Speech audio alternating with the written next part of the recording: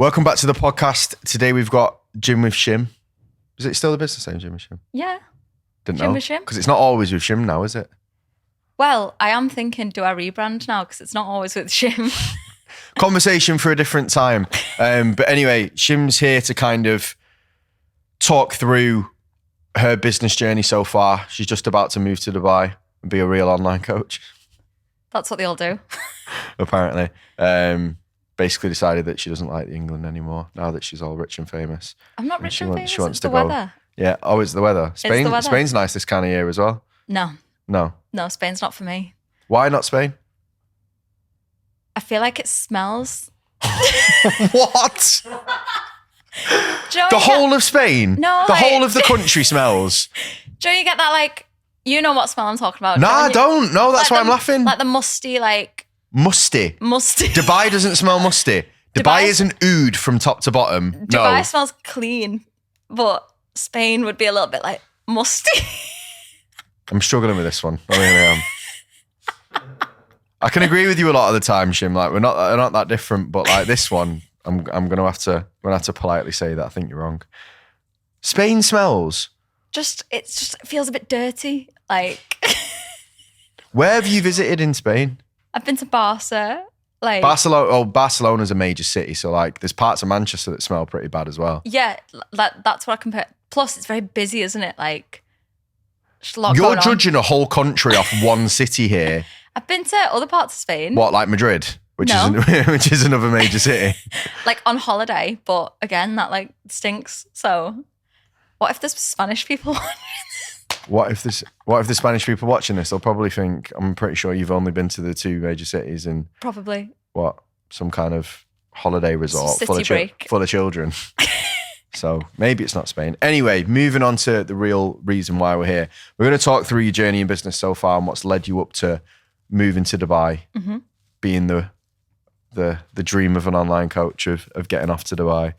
I feel like that's every online coach's dream, isn't it? Like move away, because that's what you start online for, isn't it? To have Not always, but that'll be an Freedom. interesting chat to have of why you wanted to do it. So first of all, how did you get into you did personal training first, right? I did a little bit of gym floor and then COVID hit.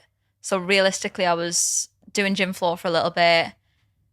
I'd say around about 3 to 4 months. Okay. And then that was when I lived in Australia. I had to come back. And then I restarted like in my back garden. So, I mean, I suppose that's gym floor, but like a little mini. Sort of, so yeah, mini like private. hot It's a gym. bit of a graduation though, isn't it? So why did you get into personal training while you were in Australia? Yeah. Why? To be fair, I'd never wanted to work like a 9-5. Like 9-5 just terrifies me. So like I'd always wanted my own business, but I wasn't sure what in. And then I suppose I was just always into fitness. I was always into going to the gym. I'd had a few coaches before and I'm a bit of a stinge bag, as you probably know. Like I'm a bit tight with money. So I was just sick of paying coaches and then having to go and pay another coach, because none of them had ever taught me how to like actually sustain it on my own. So I thought, right, fuck this, I'm going to go and do my PT course. Yeah. And then, I feel like I blinked and here I am. So you went online basically because you were forced to, realistically, in the first place. Yeah, kind of like when COVID hit, I was just like, wow, like I'm going to have to start again from scratch here, like move country and then like build back up again. So I kind of seen the benefit of online as well. So I thought like, that's what I really want to drive. Yeah. But then obviously whilst I was driving that, I still had to be doing those gym floor sessions because someone had to pay the bills. No, right. And I think a lot of coaches don't. I think some people move too early, right? Yeah. They just go, right, I want to be an online coach, so I'm going to go online. Yeah. And And you're I like- do think gym floor experience is like valuable, but definitely online you can give somebody a much more personalized experience and service and a lot better in my eyes. I just think as well, like it's a bit clever, isn't it? Like Yeah. in my opinion, maybe wrong. In my opinion, it's easier to pick up clients on the gym floor than it is online. Yeah. So if you're just starting out, you know, I know that we say like, yeah, online's great because it's scalable, but if you come from another job, like you were saying, like from a 9 to 5, right? You're still getting like £40 an hour, even Yeah. £30 an hour if you're like going on the lower side. You're getting £30 an hour to be in a gym, like coaching people. Surely the novelty of that doesn't wear off that quickly. I think it's cushy, isn't it? Because if you're working a 9-5 and you've got a salary, like, and then you go to doing that 30, 40 pound an hour, if you're looking at like the average that people work to is like 30 sessions a week. I know people go way beyond that. But even if you do 20. Yeah, even if you do 20, you're already out earning your salary. So it's like, wow, this is great. And I mean, 600 quid a week is really nothing to turn your nose up at. No, not really. at all. And that's for 20 sessions? Yeah. So you did that. You've gone online. Why stay online then after COVID? Like, what do you really like about the online kind of coaching? I feel like I can show up as a better person, because if I'm doing a one-to-one session and I'm like fatigued because I've been stuck there all day, or like I'm knackered, I've not ate, I'm cranky or whatever, like I can't deliver a really good service. Whereas online, I can deliver that better service. I can be on top of it a lot more. Mm-hmm. So I feel like I can give a client more if I'm online as opposed to being in person. What bits do you enjoy about your business the most? Working with coaches, definitely. Like having a little team. I absolutely love that. I love the business side of it as well as like the actual coaching client side. What do you really like about working with a team? Because a lot of coaches are scared of that.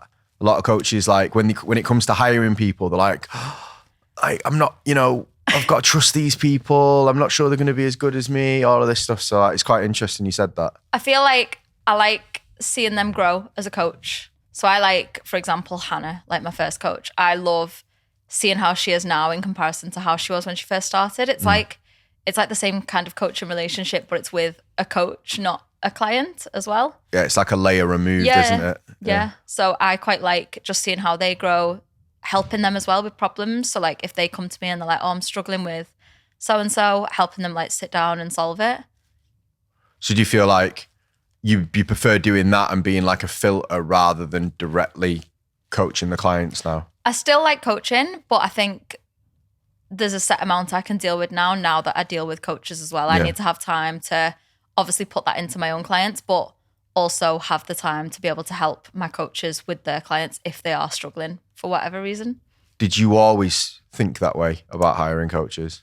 No, I was probably the same, like very, oh my God, I don't want to release like control. I remember, I think the last time I was here, I was saying like, oh, it's hard to have confidence in, your coaches delivering your program now because it's not yourself. Whereas now I'm sat here thinking like, no, fuck yeah, my coach is a boss, like all of them. What kind of stuff have you done with them to make sure that they are? Because I think that would be quite interesting with people to hear. I think it's very important that they have done your program and they've worked with you. So my coaches, I've got Hannah, who's like a very close friend, and she's been through my program like multiple times because I coached her for ages.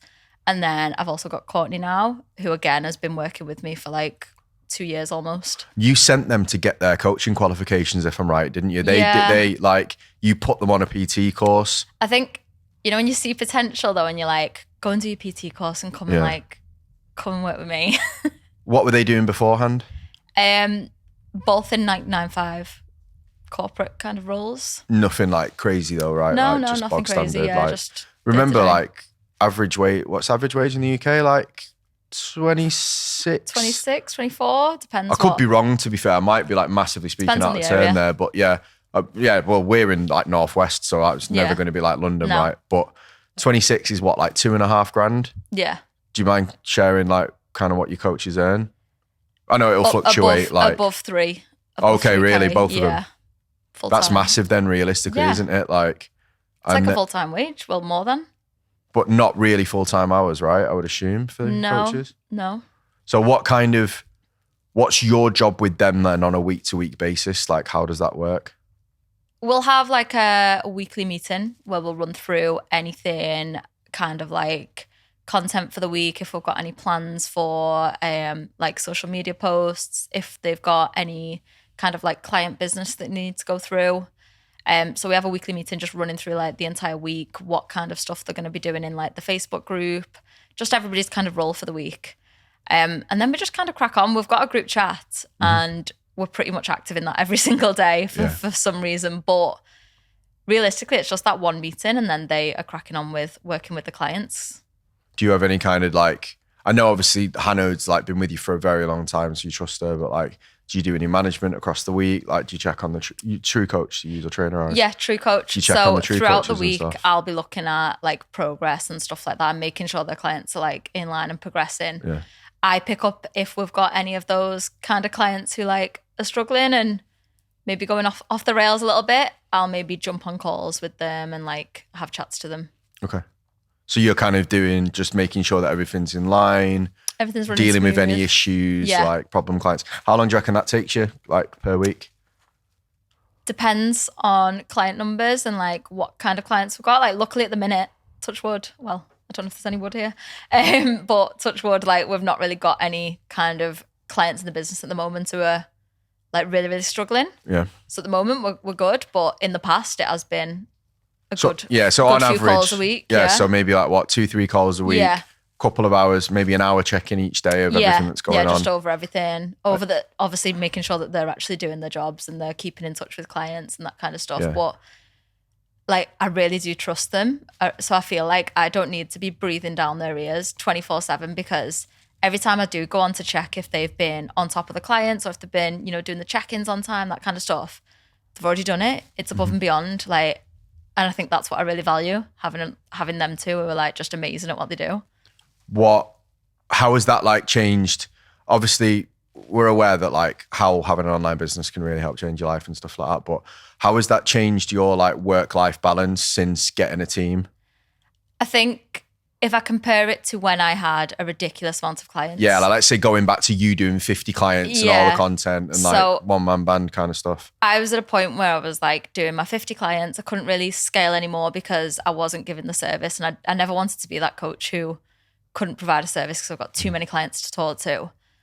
So I think like looking back to when I was doing calls, content, consultations, check-ins, catching up with clients, accountability, when I look at like the kind of stress I was under with that compared to what I'm like now, like I can give a much better service to the clients that I do have. I'm confident in like what my coaches are providing, the fact that like they're delivering a good service, the feedback from like all the clients is always really, really positive. I feel like just much more chilled. I do feel like I've got more time, even though we've got more clients in the business, which is crazy. How much time do you reckon you spend on the business each week? If like, I know you probably spend more than you need to because you're like at home doing it, but say, for example, if I said to you, like, what's the minimum that you could improve your business on? What do you reckon that would be? What do you mean like on like As in like, if I said to you business like, improvements or entire working hours? how many hours do you reckon you could run your business on if you were being really efficient? I feel like 15 to 20. So you could probably do it on like 3 days a week. Yeah. That's Easily. pretty good. Yeah. How do you manage when you're on holiday? So again, because I've got such a good team, like they'll pick up extra workload. So on holiday, I'm quite confident that I could go away for a week now and shut my laptop and not have to deal with it. Talk us through the process of how the business still works, like when you're on holiday then. So I'm assuming you scheduled your content, right? Yeah, so that would be content- step one. Yeah, content would all be scheduled. I've got my setter on my account, so calls will still be being booked throughout the week for consultations when I get back. If, for example, like I'm going away for a week, I'd check in with my clients and make sure they're set for the week prior to me going away, so they've got everything. And then throughout the week, Hannah picks up accountability, like success coaching. Mm-hmm. So she would be keeping all my clients accountable, obviously making sure they're not having any problems. If they are having problems, she'd chip in and make sure that they're all good for the week. But yeah, I'm pretty confident I could shut my laptop and not have to worry. It's pretty good, that, isn't it? Yeah, pretty good feeling, because imagine what I was like when I first started with you I know. guys. No way would I be going away for a week, never mind saying I can shut my laptop for a week. Yeah, to be fair, you do go on holiday quite a lot now. I do a lot of city breaks. Yeah, I've noticed you're away quite a bit. Well, I'm not Every going time I away see now. you, you're in a new city somewhere New else. country.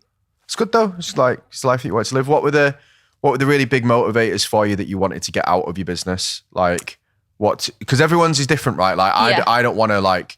I quite like being at home. Like I like my own routine. For me, it's about like flexibility. Like I want to be able to work like 6 to 8 hours a day, like hard work, and then not bother. For me, freedom. That's all I've ever wanted. What do you mean is- by freedom though? Because that's different for everyone. Freedom to me is like being able to live and work from anywhere. So exactly what I'm doing, like going to Dubai. Being able to work on my terms. So, I'm not chained to a 9 to 5. Like, these are your hours, these are your shifts of the week. I like to work whenever I want to work. And financial freedom as well, not having to worry about money. Like, I remember I used to budget so hard. Like, Still do. No, I don't. Trying to get you to pay for anything for your business is like trying to get blood out of a stone. That's a good thing, though. I have to sell you on the right decision for you. You're like, what should I do next with this? I'm like, this is the next step. You're like, oh, that's going to cost money, that though. I'm like, I'm not even getting any money out of this. I'm trying to hard sell you on the right thing to do. Financial freedom in the respect that, like, I don't have to worry about what my, what the next paycheck is, or, I don't need to think about that. Whereas, like, I remember there was a time I'd be checking my banking I couldn't tell you the last time I checked, like, my current account banking. I'm neurotic, me. I check it every day. So, Are you? No, I check my business account. I check the business account, but like current account, I don't need to worry because that's like the freedom for me, not having to worry about location, money, working hours, that kind of stuff. Cool. And then maybe finally, what would be your advice to a coach that's like doing well but overworked, scared to take that next step? What would you say to him? Hire a coach. Would that be your first step? Yeah, honestly, I'd just say just go for it, because I held off so long hiring a coach, and I was thinking, I could just up my price a little bit more, or I could just take, a few more clients, an extra 10, an extra 5, and before you know it, you're just in a hole and you can't really go anywhere. Just release that control. Yeah, because it took us a good few months of like working together to get you out of that before we can move forward, didn't it? Yeah. Like we had to do like 2 rounds of price increases because you shit the bed on the first one and didn't increase it enough and nobody left. And then we couldn't do anything for like the next 2 months. I remember he was like, just up your prices. I think I upped them like £20. I was like, stay, I've upped them, but no one's left. Yeah. Wasted my time. Wasting my time. But yeah, any final words? On what? I don't know, just life, general. Give us some Shim wisdom. Shim wisdom? I don't think I have any wisdom really. I think I'm just enjoying life recently.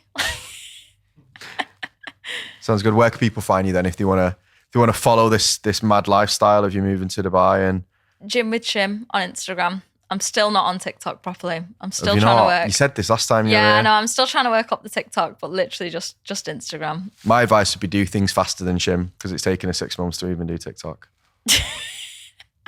But yeah, thank you very much for coming. Thank you.